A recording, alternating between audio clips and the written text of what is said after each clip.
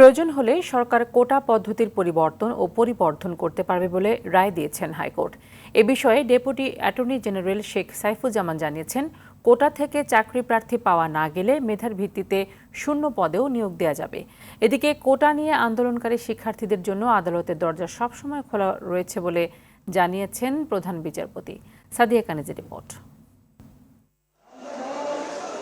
শিক্ষার্থীদের কোটা বিরোধী আন্দোলনে উত্তাল সারা দেশ। এ অবস্থায় সরকারি চাকরিতে মুক্তিযোদ্ধা কোটা বাতিলের সিদ্ধান্ত অবৈধ ঘোষণা করে গেল ৫ জন ঘোষিত হাইকোর্টের বহুল আলোচিত রায়ের মূল অংশ প্রকাশ করে হাইকোর্ট।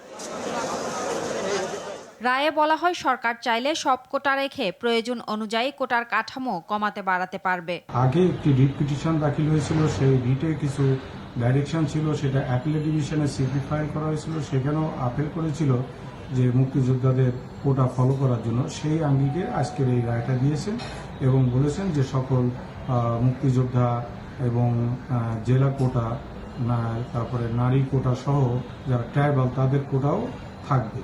তবে এই জাজমেন্ট কোনোভাবে প্রভাবিত করবে না। সরকারকে বা রেসপন্ডেন্টকে আমাদেরকে একটা ডাইরেকশন দিয়েছেন যে যদি সরকার মনে করে এই কোটা পরিবর্তন বা বৃদ্ধি বা কমাতে চায়, সেটাও করতে পারবে। এদিকে বৃহস্পতিবার সকালে প্রধান বিচারপতি বলেন, আন্দোলনকারী শিক্ষার্থীদের সুপরামর্শ দিতে হবে। এর আগে বুধবার কোটা পুনর্বহাল সংক্রান্ত হাইকোর্টের রায়ের উপর ৪ সপ্তাহের স্থিতাবস্থা জারি করেন আপিল বিভাগ। একই সাথে আন্দোলনরত সকল শিক্ষার্থীদের ক্লাসে ফিরে পড়াশোনায় মনোযোগ দেওয়ার আহ্বান জানানো হয়। সাদিয়া কানিজ, RTV, ঢাকা।